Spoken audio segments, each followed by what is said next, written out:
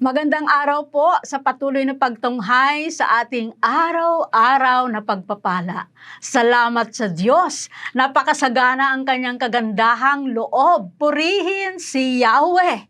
Ang pamagat ng topic ko po ngayon ay nakita at nahabag. Pero bago po tayo pumunta sa ating aralin, tayo po ay munang manalangin sa Panginoon. Aming Ama sa langit, salamat o Diyos sa pagkakataong katulad nito, Panginoon, upang kami ay makapagbahagi ng iyong mabuting balita, o Diyos. Pagpalain mo nga, Panginoon, ang mga nakatunghay ngayon. Dalangin ko nga, o Diyos, na maranasan nila, Panginoon, ang kasaganahan ng iyong kagandahang loob sa bawat anggulo ng kanilang buhay. Gayon din, Panginoon, yung aking ibabahagi ngayon. Samahan mo nga po kami, Panginoon, sa pamamagitan ng iyong banal na Espiritu Santo upang ito, o Diyos, ay aming maunawaan at maisapamuhay sa aming buhay. Sa pangalan ni Jesus, Amen.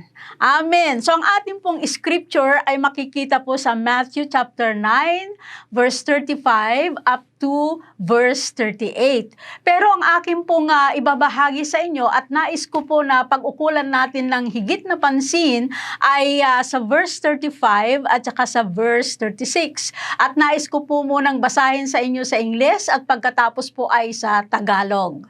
Then Jesus went about all the cities and villages, teaching in their synagogues, preaching the gospel of the kingdom and healing every sickness and every disease among the people. But when he saw the multitudes, he was moved with compassion for them, because they were weary and scattered like sheep having no shepherd. Nilibot ni Jesus ang mga bayan at nayon at nagturo sa mga sinagoga. Ipinangaral niya ang mabuting balita tungkol sa paghahari ng Diyos at pinagaling ang mga may sakit, anuman ang kanilang karamdaman. Nang makita niya ang mga napakaraming tao, nahabag siya sa kanila sapagkat sila'y lito at lupaypay, parang mga tupang walang pastol. Nais ko pong itanong sa ating mga sarili, paano ba natin makukuha ang ating bansa para sa Panginoong Hesus? Ang sabi po dyan sa verse 35, si Jesus nilibot ang mga bayan at nayon at ipinangangaral ang mabuting balita. Ang mabuting balita ay ito po yung mensahe ng Panginoon, ang kanyang pagliligtas sa sinumang sumasampalataya sa Kanya. Ang paghahari ng Diyos at ang kanyang kamatayan sa krus at ang kanyang muling pagkabuhay upang mapanumbalik ang nasirang relasyon ng tao sa Diyos. Nasira po ang relasyon ng tao sa Diyos dahil po sa kasalanan. Yan po ay nakasulat mismo sa Romans chapter 3 verse 23 na ang lahat ay nagkasala at walang sinumang karapat-dapat sa paningin ng Diyos.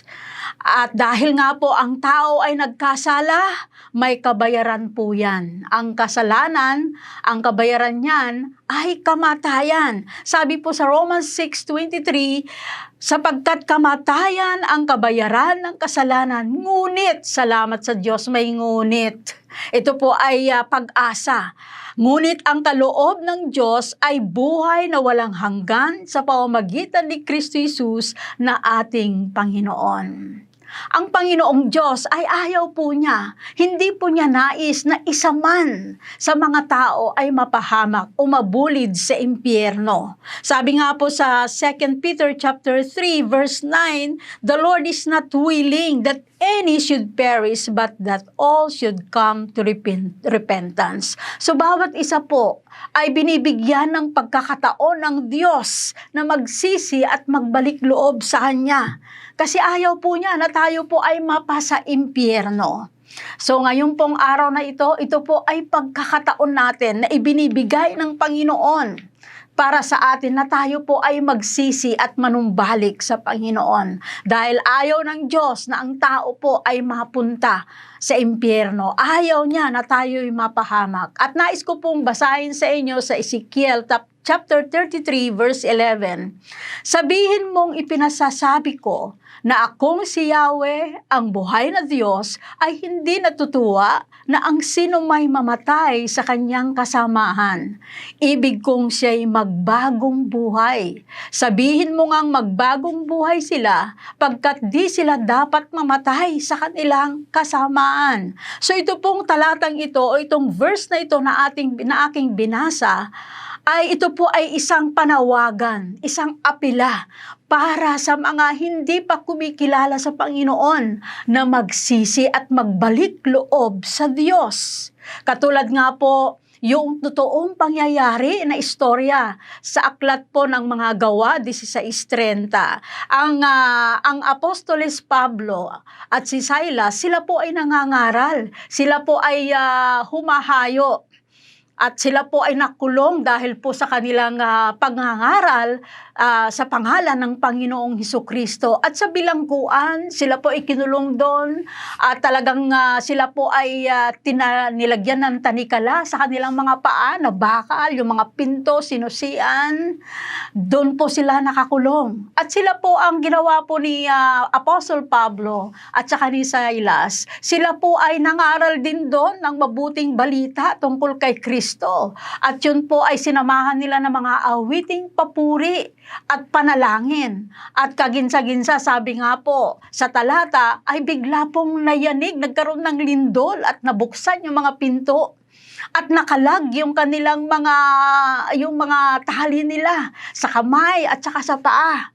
Kaya naman takot na takot po yung jailer, yung pong punong tagabantay doon. At siya po ay tumakbo palapit kay Pablo at kay Silas. At sinabi niya, ang sinabi po niya ay ganito, ano po ang dapat kong gawin upang ako ay maligtas? Ang sagot po ni Pablo at saka ni Silas sa verse 31, sumampalataya ka sa Panginoong Hesus at maliligtas ka, ikaw at ang iyong sambayanan. So ang susi dito ay yung pagsampalataya sa Panginoong Jesucristo. Nanampalataya po yung jailer. At hindi lang po lang siya, kasama ang kanyang buong sambayanan. Sila po ay kumilala sa Panginoong Jesucristo at sila po ay naligtas. Now, sabi nga po sa Ephesians 2:8-9 na sinabi po ang kagandahang loob ng Diyos. Dahil sa kanyang kagandahang loob, tayo po ay nangaligtas sa magitan ng ating pananalig at pananampalataya sa Panginoon. Ang sabi pa po doon, hindi sa ating mabubuting gawa, kundi ito ay kaloob ng Diyos, ibig sabihin regalo, libre. Wala na tayong dapat gawin sa kaligtasan na ito na ibinigay sa atin ng Panginoon. Upang hindi po tayo makapagmalaki sa Kanya, ay ako mabuti ang gawa, ako nagbibigay ng donation. Okay? So ito po sinabi, wala po tayong may pagmamalaki sa Panginoon. Now, sabi nga po diyan, ang Diyos natin ay lubha o sadyang napakabuti at mahabagin ang ating Panginoon. Sabi nga po sa Psalms 78 verse 38, sabi, but He being full of compassion forgave their iniquities. Gayon pa man, palibhasa ay Diyos, siyang mahabagin, ang masamang gawa nila'y pinatawad niyang tambing. Dahil sa pag-ibig niya, hindi sila wawasakin. Kung siya'y may magalit, ito'y kanyang pinipigil. Amen. Praise God. Ganun po katindi ang pasensya ng Panginoon sa atin. Ang kanyang habag sa atin na binibigyan tayo ng pagkakataon na tayo po ay manumbalik sa ating Panginoon. Sa aklat po ng Jonah, nakasulat kung gaano kamahabagin at mapagpatawad ang Diyos. Ang lungsod ng Nineveh ay handa na pong gunawin ng Diyos. Dahil nakita niya na sobrang sama na ang mga taong naroroon. Pero bago gawin ng Diyos ang bantang paggunaw sa lungsod ng Nineveh, dahil ang Diyos ay Diyos na mahabagin, inutusan muna niya si Prophet Jonah na pumunta sa Nineveh upang ipangaral ang salita ng Diyos.